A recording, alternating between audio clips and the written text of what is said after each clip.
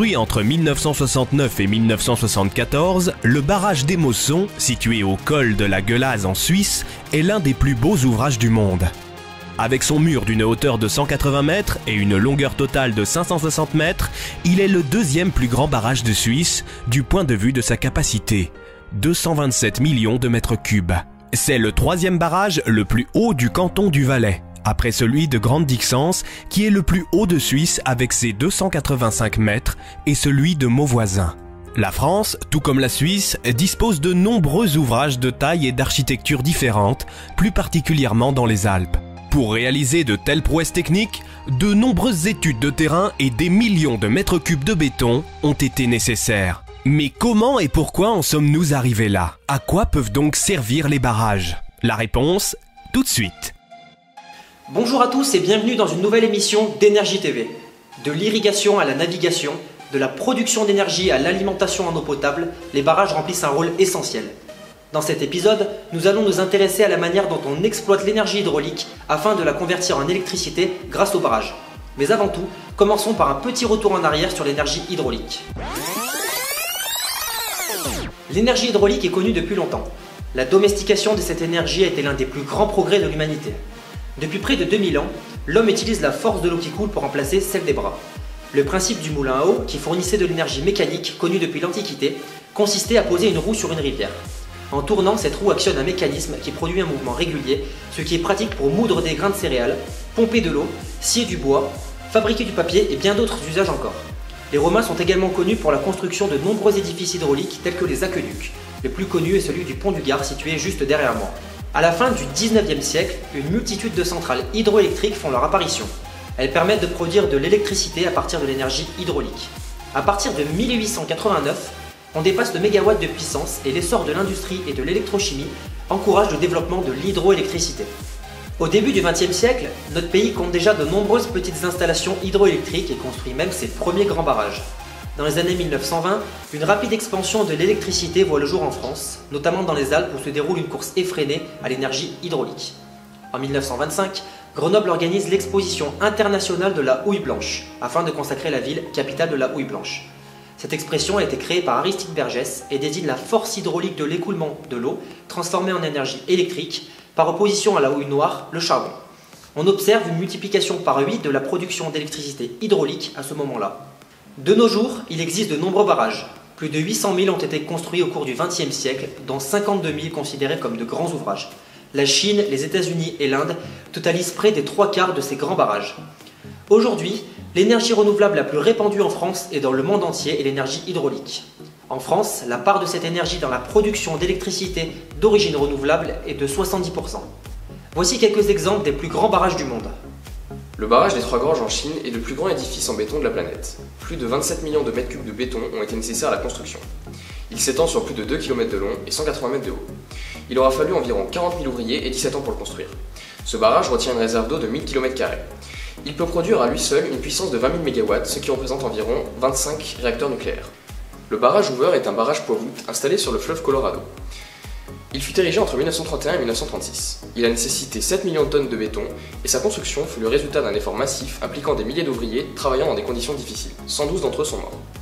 Le barrage de Grand Coulee est un barrage hydroélectrique de type poids se trouvant sur la rivière Columbia dans l'état de Washington, aux États-Unis.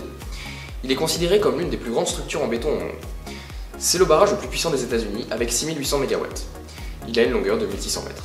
Le barrage de la Grande-Dixence en Suisse est le plus haut barrage poids du monde avec une hauteur de 285 mètres. Il est aussi le plus massif d'Europe avec 6 millions de mètres cubes de béton. 3 galeries d'amener et conduites forcées acheminent les eaux du barrage vers ses différentes centrales hydroélectriques. Le barrage de Grand-Maison, situé à une heure de Grenoble entre l'Isère et la Savoie, est un barrage de type poids remblai avec un parement en enrochement. Avec une puissance de 1800 MW, l'usine qui lui est associée forme le plus grand ensemble hydroélectrique de France. Il produit à lui seul l'équivalent de 2 réacteurs nucléaires, soit la consommation d'une ville de 740 000 habitants. On utilise la force de l'eau dite énergie hydraulique pour créer de l'énergie électrique dans des centrales hydroélectriques. Pour cela, l'énergie potentielle de pesanteur de l'eau est convertie lors de la chute en énergie cinétique. L'eau entraîne la turbine et cette énergie cinétique est convertie en énergie mécanique. L'alternateur, qui est fixé à la turbine, produit lui de l'énergie électrique. La force de l'eau dépend de la hauteur de la chute pour les centrales de haute et de moyenne chute et du débit dans les rivières pour les centrales au fil de l'eau. L'énergie hydraulique est une source de production d'électricité essentielle au plan mondial. Elle occupe le premier rang des énergies renouvelables. Respectueuse de l'environnement, elle ne participe ni à l'augmentation de l'effet de serre, ni à la pollution de l'air, n'émettant ni de CO2 ni de gaz polluants. Elle est utilisable rapidement grâce aux grandes quantités d'eau stockées, et c'est une énergie renouvelable très économique à long terme. L'eau, tout comme le soleil, est indispensable à notre vie. Mais à la différence du soleil, qui dégage de l'énergie sous forme de rayons chauds et lumineux, l'eau, elle, n'en produit pas directement, c'est de son mouvement que l'on obtient l'énergie. L'énergie hydraulique dépend du cycle naturel de l'eau, précipitations, fonte des neiges, torrents, rivières. Sous l'action du soleil, l'eau des océans et de la terre s'évapore. Elle se condense en nuages qui se déplacent avec le vent. La baisse des températures au-dessus des continents crée des précipitations qui alimentent l'eau des lacs, des océans et des rivières. Ce cycle se répète de manière infinie, ce qui permet à cette énergie d'être renouvelée. Une centrale hydraulique est composée de 3 parties. Le barrage qui retient l'eau, appelé lac de retenue, la centrale qui produit l'électricité, et les lignes électriques qui sont chargées d'évacuer et de transporter l'énergie électrique. Expliquons maintenant le fonctionnement de base d'un barrage. Pour cela, nous allons retrouver M. Tomao, spécialiste en génie civil et infrastructures hydroélectriques. Bonjour M. Tomao. Bonjour. Alors, pouvez-vous nous expliquer comment fonctionne une centrale hydroélectrique? Alors bien sûr, le principe est simple et repose sur la force de gravité. Il s'agit de transformer l'énergie potentielle emmagasinée par l'eau dans des réservoirs, généralement ce sont des lacs en amont des barrages, en énergie mécanique grâce à une turbine. Puis de cette énergie mécanique, la transformer en énergie électrique grâce à un alternateur. Dans un premier temps, le corps du barrage va venir s'opposer à l'écoulement naturel de l'eau. De grandes quantités d'eau s'accumulent grâce aux précipitations et à la fonte des neiges. Cette eau a été préalablement acheminée à l'aide de torrents et de galeries d'adduction, ce qui a pour effet de créer notre lac de retenue. Une fois l'eau stockée, on ouvre des vannes et cette eau s'engouffre dans de longs tuyaux métalliques que l'on appelle conduites forcées, qui sont généralement situés à la base des barrages. Ces tuyaux approvisionnent en eau la centrale hydroélectrique située en contrebas. La plupart des centrales hydroélectriques en France sont automatisées et fonctionnent selon un programme prédéfini en fonction de la demande en électricité. D'accord, je comprends bien. Mais comment peut-on convertir l'énergie mécanique de l'eau en électricité avec de l'eau qui arrive dans cette conduite? Pour ce faire, à la sortie de la conduite, dans la centrale hydroélectrique, on a une turbine. L'énergie potentielle de pesanteur est convertie lors de la chute en énergie cinétique. L'eau entraîne la turbine et l'énergie cinétique est convertie en énergie mécanique. L'axe de la turbine entraîne un alternateur qui va produire un courant électrique alternatif et donc de l'énergie électrique. Ainsi, la puissance dépend de la hauteur de la chute et du débit d'eau. Plus ils sont importants, plus cette puissance sera élevée. Nous avons ensuite un transformateur qui élève la tension du courant électrique produit par l'alternateur pour qu'il puisse être plus facilement transporté dans les lignes à très haute tension. L'eau turbinée qui a perdu son énergie cinétique rejoint la rivière par un canal appelé canal de fuite. Parfois, certaines centrales sont des stations de transfert d'énergie par pompage. STEP. Elles fonctionnent grâce à 2 bassins réservoirs à 2 altitudes différentes. Aux heures de très forte consommation, l'eau du bassin supérieur est turbinée et recueillie dans le bassin inférieur. Lorsque la demande du courant électrique faiblit, l'eau est alors pompée et remontée dans le bassin supérieur. C'est le cas de l'usine de Grand Maison que j'ai eu l'occasion de visiter. Elle utilise le lac de Grand Maison comme lac de retenue et la retenue d'eau du Vernet située à 900 mètres en contrebas. Avec une retenue de 15 millions de mètres cubes d'eau, l'usine Grand Maison en Isère mise en service en 1985 est la plus puissante installation hydroélectrique en France. En 2 minutes, elle peut fournir 1800 MW, soit l'équivalent de 2 réacteurs nucléaires. D'accord, merci beaucoup M. Tomao. Mais est-ce que cette généralité s'applique à tous les barrages? Il existe une grande diversité d'installations hydroélectriques, en fonction de leur situation géographique, du type de cours d'eau, de la hauteur de la chute, de la nature du barrage et de la situation par rapport à l'usine de production. D'accord, merci. Pouvez-vous nous décrire en détail les différents types de barrages en fonction des situations? Oui, bien sûr. Alors nous avons dans un premier temps les centrales électriques à haute chute ou dit barrages à lac. Elles sont surtout présentes en altitude dans les sites de haute montagne. Elles sont caractérisées par un débit faible et un dénivelé très fort. Elles ont une chute supérieure à 300 mètres. Le barrage s'oppose à l'écoulement naturel de l'eau pour former un lac de retenue. Ce lac est alimenté par l'eau des torrents, les ruissellements, la fonte des neiges et des glaciers. En France, la plus grande hauteur de chute est celle de Portillon, en Haute-Garonne, avec 1420 mètres. Dans ce type d'installation, la production d'électricité dépend du débit d'eau dans la conduite forcée, mais aussi du dénivelé de celle-ci. On utilise une turbine de type Pelton dans ce type d'installation. D'accord. Et si nous n'avons pas de montagne ou de grande hauteur de chute, comment fait-on? Pour ces cas-là, nous pouvons utiliser des barrages de moyenne chute. Ils sont surtout installés en moyenne montagne et dans les régions de bas-relief. Ils sont caractérisés par un débit moyen et un dénivelé assez fort avec une chute comprise entre 30 et 300 mètres. La centrale, où est produite l'électricité, est le plus souvent située au pied du barrage. Les centrales de cette sorte utilisent des turbines de type Francis. Et quand il n'y a aucune chute, comment fait-on? Dans ce cas, on utilise des barrages au fil de l'eau. Ils sont implantés sur le cours des grands fleuves et de grandes rivières. Ils sont caractérisés par un débit très fort et un dénivelé faible. Dans ce cas, il n'y a pas de retenue d'eau et l'électricité est produite en temps réel. Les centrales au fil de l'eau utilisent des turbines de type Kaplan. Dans la vallée de l'Oisan, près de Grenoble, on observe également le long des rivières beaucoup de petites centrales hydroélectriques. Elles font partie de la famille du mini-hydraulique, c'est ce que l'on appelle la petite hydroélectricité, correspondant à des installations dont la puissance est inférieure à 10 MW. Les mini-centrales sont presque essentiellement des ouvrages au fil de l'eau. La turbine est positionnée dans le lit de la rivière et la production d'électricité varie avec le débit d'eau.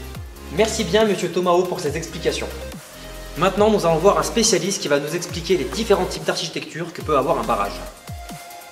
Bonjour Monsieur Berlian. Bonjour. Alors vous êtes ingénieur projet chargé de dimensionner les différents barrages et de trouver l'architecture adéquate avant la construction de ceux-ci. Pouvez-vous nous décrire les différents types d'architecture que l'on peut rencontrer? Bien sûr, donc j'ai beaucoup étudié les différents types d'architecture des barrages. Les barrages les plus simples et les plus communs sont les barrages poids. Ils sont constitués d'un élément de maçonnerie qui est généralement en béton et c'est leur masse qui leur permet de résister à la pression exercée par l'eau. Donc ce sont des barrages quand même relativement épais et comme je l'ai dit assez simples. Et dans le monde il y en a actuellement 3500. Et ils peuvent être en béton ou en pierre. C'est le plus simple parce que c'est le plus lourd. Ils sont verticales par rapport à leur retenue et inclinés par rapport à la vallée. Du coup ils s'appuient uniquement sur le sol et ainsi ils opposent toute sa masse à la pression de l'eau. D'accord, merci. Et avez-vous un exemple de barrage poids dans le monde? Oui, bien entendu, le barrage de la Grande Dixence en Suisse. On peut aussi avoir une architecture en voûte. C'est en fait un barrage qui est composé de plusieurs petites voûtes et ça permet de transmettre les efforts de poussée de la retenue vers les rives. Et du coup, l'épaisseur du barrage elle est grandement diminuée comparée à un barrage poids. Du coup, ça permet d'économiser des matériaux. Mais la technique de barrage voûte nécessite quand même une vallée plutôt étroite et des bords géologiques assez solides. Voici par exemple quelques photos de barrage voûte. D'accord. Et y a-t-il d'autres types d'architecture de barrage? Ah oui, il en reste encore plein d'autres, mais ils sont un petit peu particuliers. Par exemple, les barrages en contrefort ou multivoûte. Les contreforts, en fait, c'est des murs triangulaires en béton qui sont construits dans la vallée parallèlement à l'axe de la rivière. Et ça permet en fait de reporter la pression de l'eau vers le sol. Par exemple, il y a le barrage de Daniel Johnson au Québec. Ils sont très légers car leur poids est réduit seulement à celui des contreforts en fait. Il existe aussi les barrages en remblai, comme celui de Grand Maison. Ce sont des barrages constitués d'un matériau meuble, qui soit très fin ou très grossier.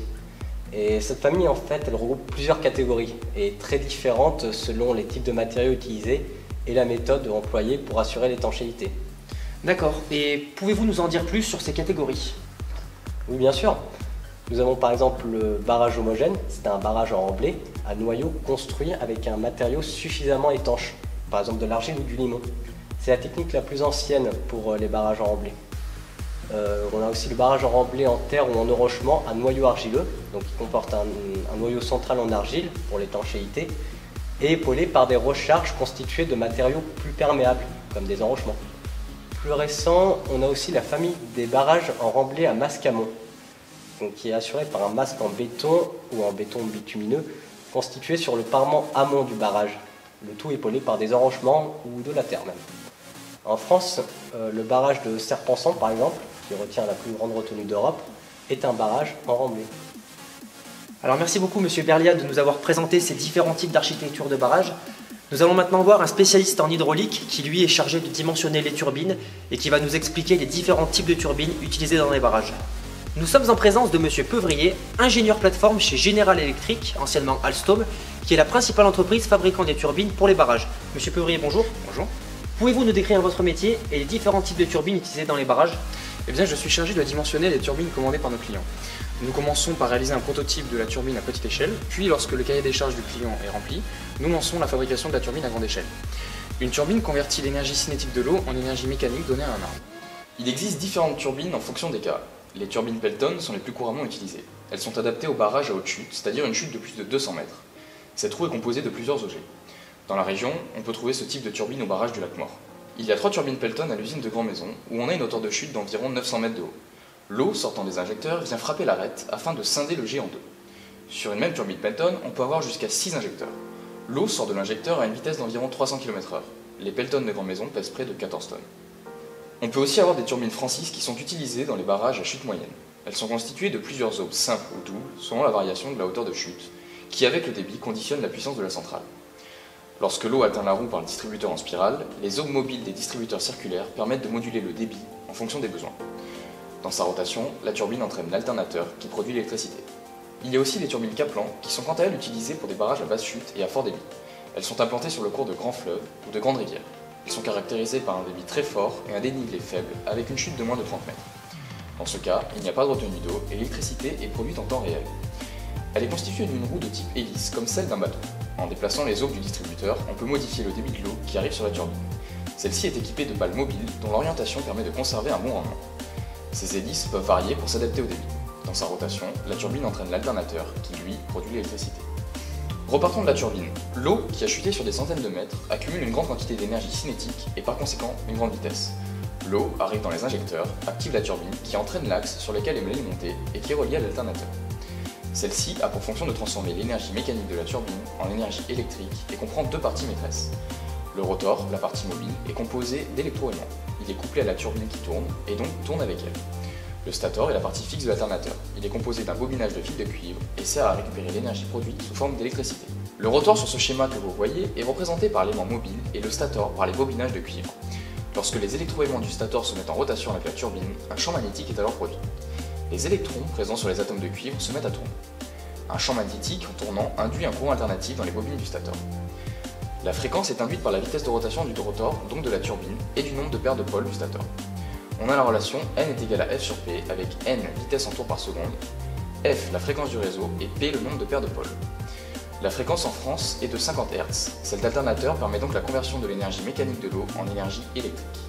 D'accord, merci. Mais peut-on directement transférer le courant produit par l'alternateur sur le réseau EDF? Non, car il faut augmenter la tension du courant produit par l'alternateur à 225 000 ou 400 000 volts pour qu'il puisse être transporté le plus facilement dans les lignes à haute tension du réseau jusqu'à la tension d'utilisation. C'est le rôle du transformateur. Il faut aussi redresser la fréquence du courant qui est trop élevée en sortie d'alternateur afin de se caler sur le réseau français. Sur le schéma représenté ci-contre, on voit que la fréquence en sortie d'alternateur est représentée en rose et la fréquence du réseau est représentée en rouge. Avec la relation F est égal à 1 sur T, on sait qu'il faut augmenter la période pour abaisser la fréquence. On voit sur la sinusoïde rouge que la période est bien plus faible que celle de la sinusoïde rose. Il faut faire appel à un redresseur, on parle de transformateur-redresseur. D'accord, merci. Mais qu'est-ce qu'un transformateur et comment augmente-t-il la tension? Comme dit précédemment, le transformateur permet d'élever et abaisser la tension du courant alternatif produit par l'alternateur pour qu'il puisse être plus facilement transporté dans les lignes à très haute et haute tension. Le transformateur est constitué de deux parties principales, le circuit magnétique et les enroulements.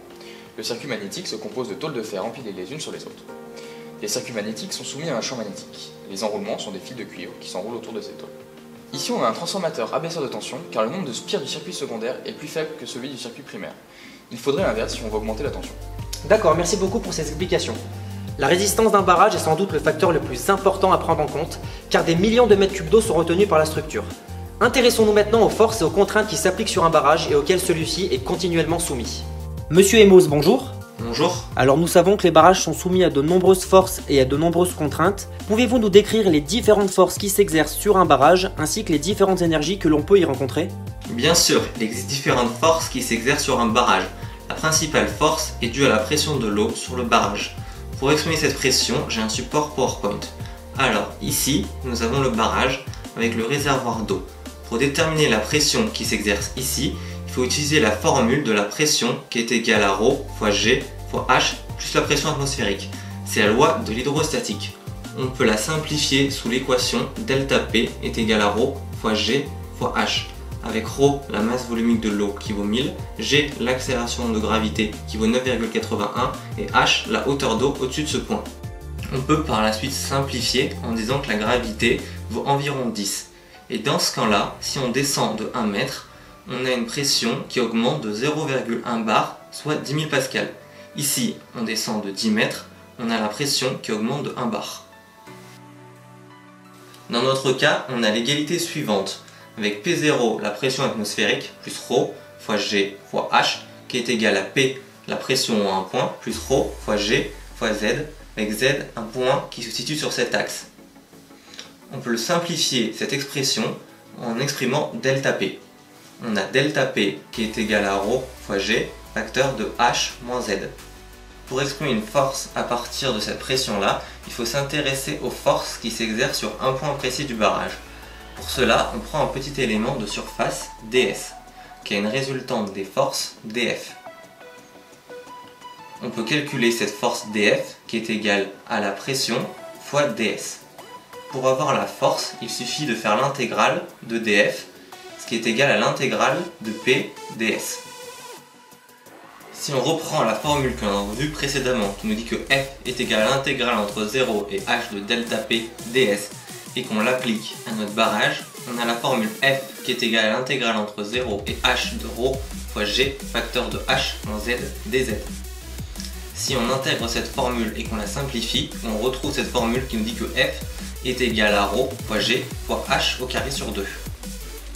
On peut observer que la force exercée sur un barrage dépend de la hauteur au carré, ce qui veut dire que c'est la hauteur d'eau qui compte sur les forces qui s'exercent et non le volume d'eau qu'il y a dans le barrage. D'accord, merci. Et en ce qui concerne les différentes énergies que l'on peut rencontrer dans un barrage, pouvez-vous nous en dire plus? Bien sûr, alors nous avons l'énergie mécanique, qui est notée EM, qui est égale à la somme de l'énergie potentielle EP et de l'énergie cinétique EC, que je vais détailler chacun des deux termes, l'énergie potentielle et l'énergie cinétique. Donc l'énergie potentielle est égale à la masse fois la gravité fois la hauteur. Donc l'énergie potentielle dépend de la hauteur de notre barrage. L'énergie cinétique est égale à 1/2 de m fois v au carré. Donc l'énergie cinétique dépend de la vitesse d'eau au carré. L'énergie mécanique est toujours constante, même dans le cas d'un barrage. En effet, ici, dans le réservoir d'eau, c'est l'énergie potentielle qui est prédominante due à sa hauteur. Le fluide va ensuite passer dans la conduite forcée et ce sera l'énergie cinétique qui sera prédominante due à la vitesse du fluide. Merci beaucoup Monsieur Emos pour nous avoir éclairé sur les forces et les différentes énergies présentes dans un barrage. Alors nous avons vu que lors de l'acheminement de l'eau jusqu'à la turbine, il y a des pertes dans les canalisations et ces pertes sont appelées les pertes de charge. Ces pertes de charge varient en fonction de différents facteurs que sont la taille des conduites, leur diamètre, la vitesse de l'eau mais aussi la rugosité des conduites. C'est pour cela qu'il est vraiment très important de bien dimensionner les conduites forcées afin de réduire et de limiter au maximum ces pertes de charge. Nous allons maintenant voir Monsieur Kiyo pour qu'il nous parle plus précisément de ces pertes de charge. Lorsque le fluide passe à travers la conduite, il perd une partie de son énergie. Pour éviter cela, il faut calculer les pertes de charge dans la conduite dont je viens de vous parler. Bonjour Monsieur Kiyo. Bonjour. Pouvez-vous nous expliquer comment sont calculées ces pertes de charge? Oui, bien sûr. Alors, les pertes de charge peuvent être dues au frottement du fluide dans la canalisation. Ce sont alors les pertes de charge linéaires. Elles sont donc proportionnelles à la longueur de la canalisation.